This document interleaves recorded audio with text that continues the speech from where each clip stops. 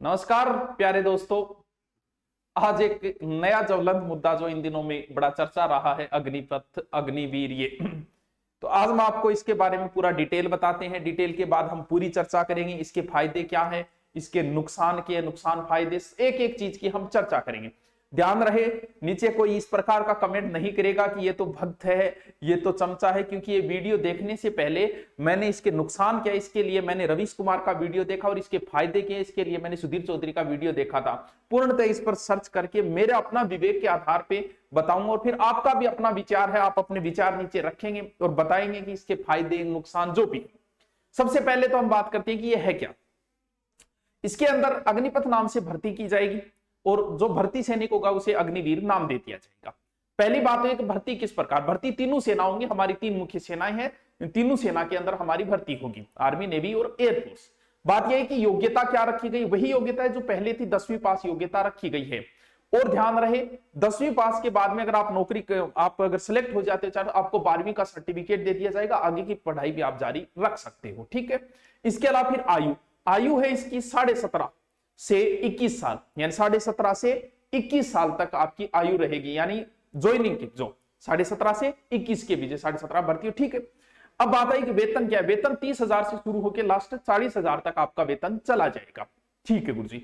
अब बात आई कि आपने 4 साल नौकरी कर ली, नौकरी करने के बाद भी तनख्वाह तो आपको मिलती है, जैसे 30,000 मिलती है उसका टीएडीए काट लेंगे आपको, काटने के बाद में 30,000 में से लगभग 21-22 हजार मिलेगी। फिर रिटायरमेंट के बाद क्या मिलेगा आपको, देखिए रिटायरमेंट के बाद में आपको 11.71 लाख, लगभग 12 लाख रुपए मिलेंगे आपको।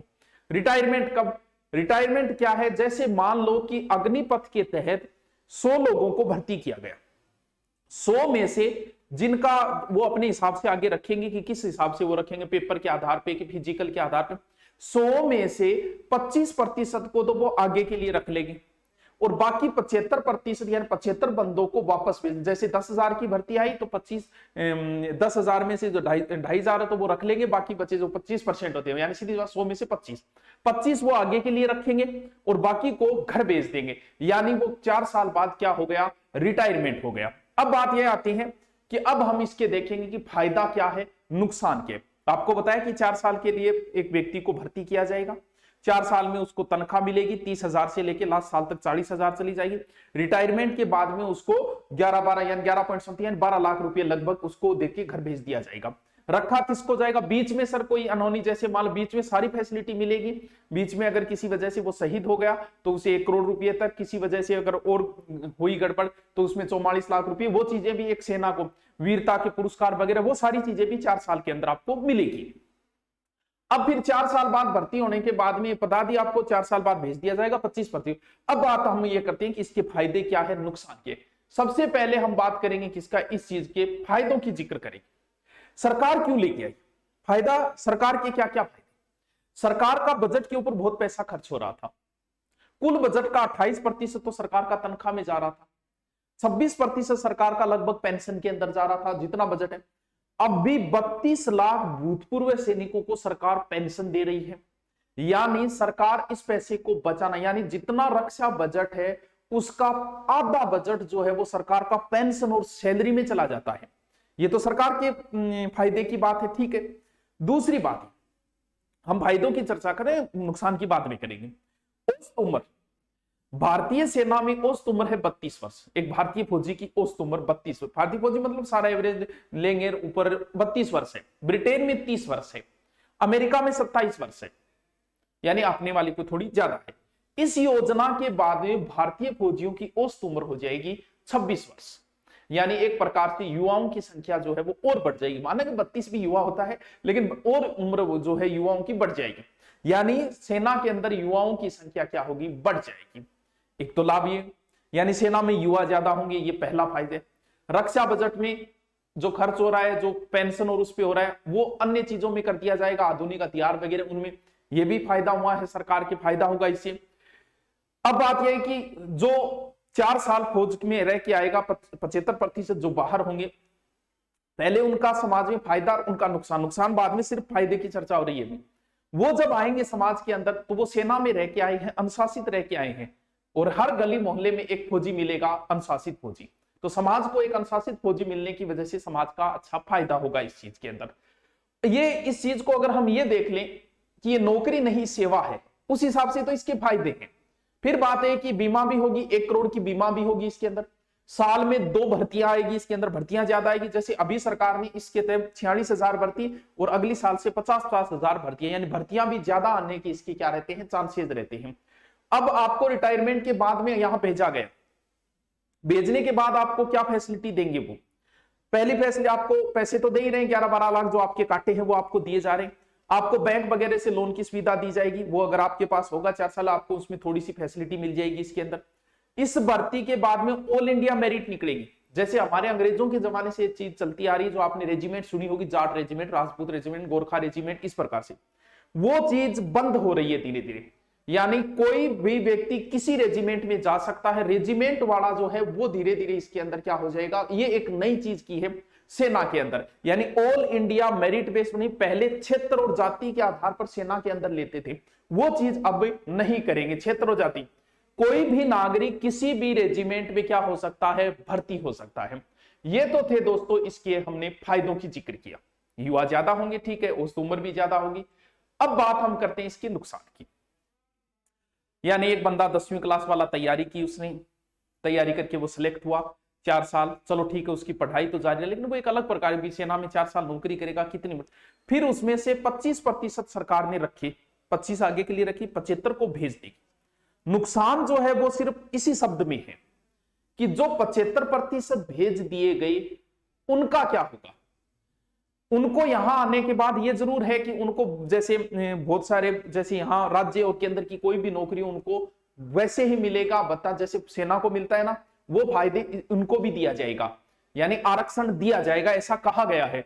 जैसे सरकारों ने घोषणा की है कि हमारे पुलिस में हम देंगे, जैसे यूपी सरकार ने कह दिया कि हमारी यूपी पुलिस में उनको फायदा मिलेगा, वो चीज तो देंगे। ये तो अच्छी बात है कि 4 साल बाद उनको फायदा मिलेगा उस चीज का कि 4 साल हमने नौकरी की। सर किसी और देश में क्या? बिल्कुल, बहुत सारे देशों में ये चीजें हैं, जैसे इजराइल के अंदर है, बहुत सारे देशों में ये चीजें चलती भी है, ये फॉर्मूला चलता भी है। अब जो 75% होके आ गए समाज वापस, उनको नुकसान उन्हीं को है, चर्चा उसी चीज पे है। क्या वो समाज में सेट हो पाएंगे? क्योंकि समाज तो यही कहेगा थार में ही दम हो तो थे भोज में ही रह जाता, तो काट दे, 4 साल बाद थान काट दिए थे, काम का कौन रहा? ये वो कहीं मानसिक परेशान तो नहीं हो जाएंगे यहां आने के बाद में? भाई ये बात ठीक है कि उनको पैसे भी दिए गए हैं, तनख्वाह दी गई है 4 साल के लिए, लेकिन यहां आने के बाद क्या समाज में वो सेट हो पाएंगे?